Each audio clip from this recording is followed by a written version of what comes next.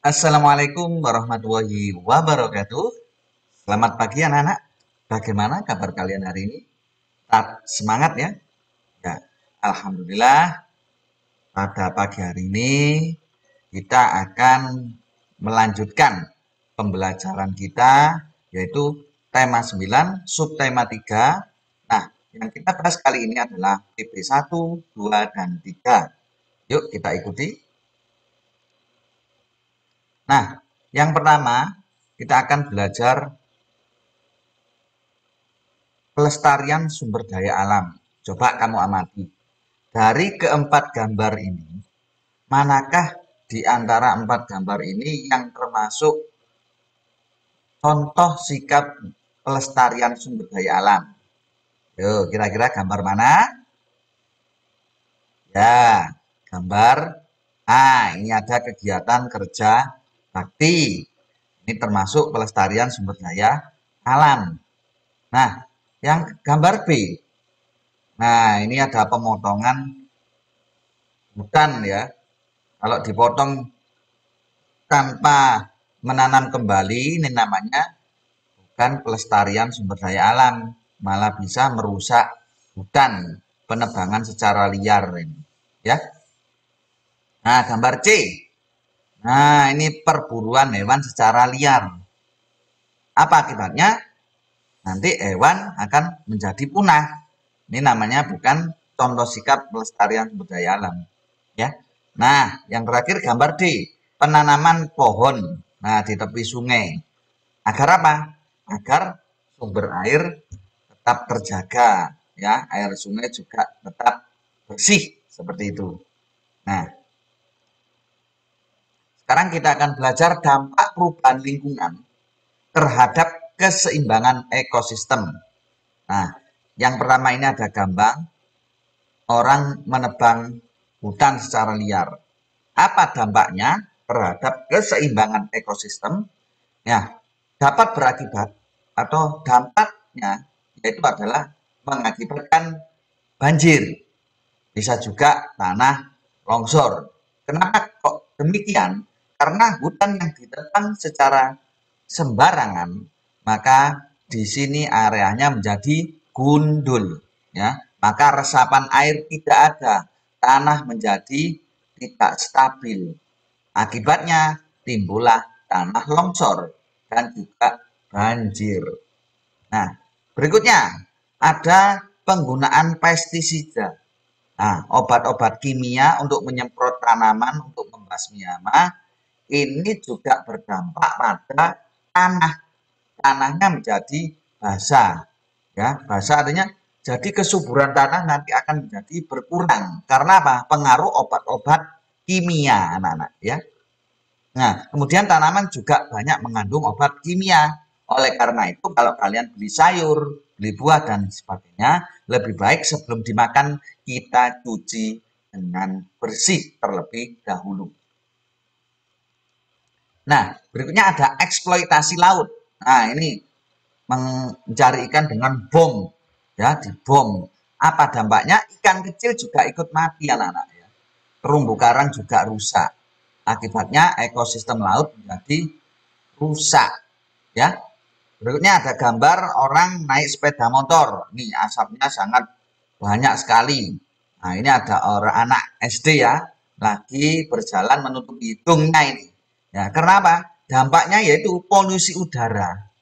Ya. Kemudian udara menjadi tercemar, tidak sehat.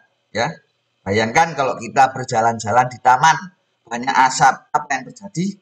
Bisa menimbulkan sesak nafas. Ya, sama contohnya seperti ini. Nah, ini ada perburuan liar ini. Nah, akibatnya dampaknya apa? Nanti ekosistem hewan akan punah, ya. Hewan-hewan yang langka juga akan tidak ada lagi nanti. Nah, sekarang kita lanjutkan mengenal poster. Apa itu poster? Poster merupakan suatu karya berupa bentuk tulisan dan gambar yang menarik. Nah, tujuannya untuk apa? Untuk menghimbau atau mengajak bagi yang membaca. Nah, ini ada contoh poster ajak hemat sumber energi. Ini mengajak hemat listrik.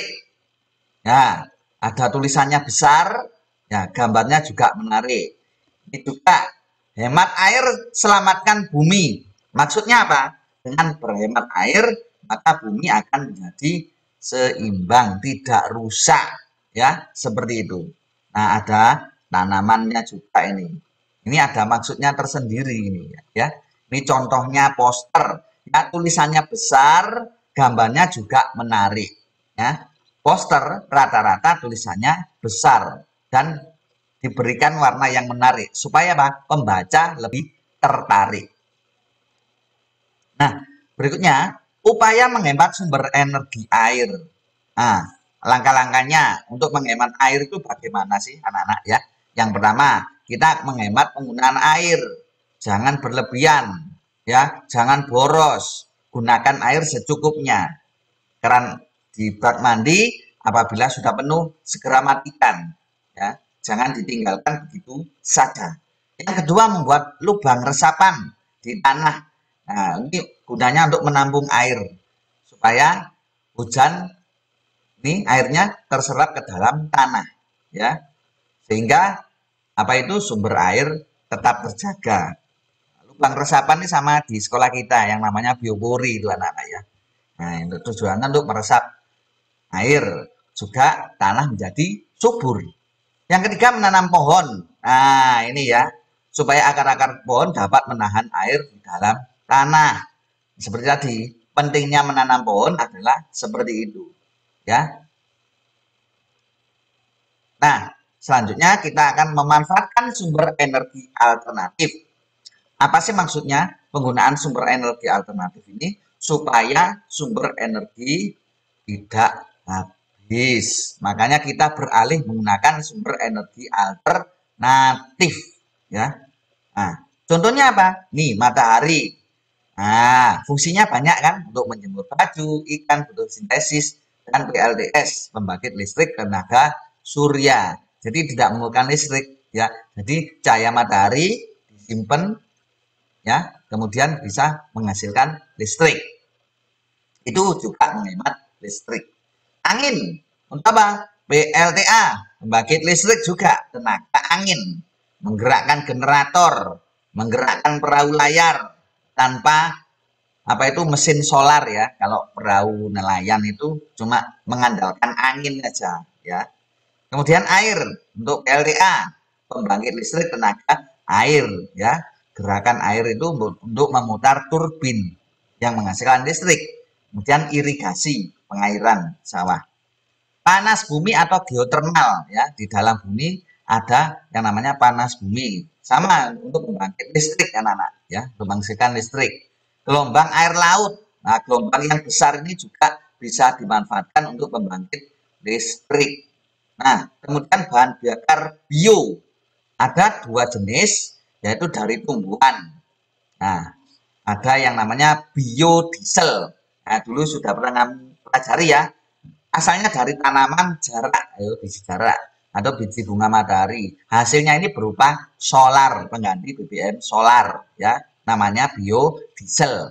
Ada lagi biotanol.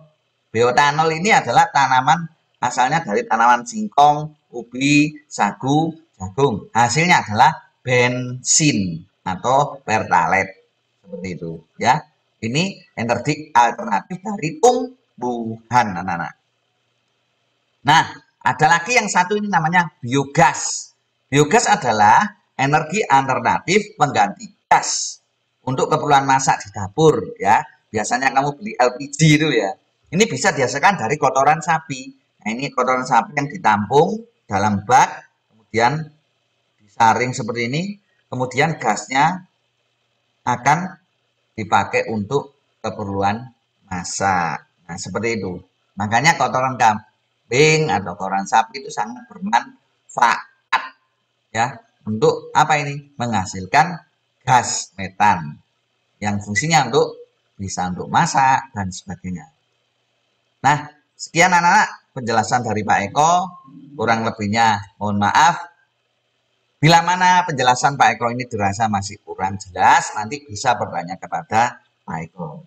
Sekian, Assalamualaikum warahmatullahi wabarakatuh.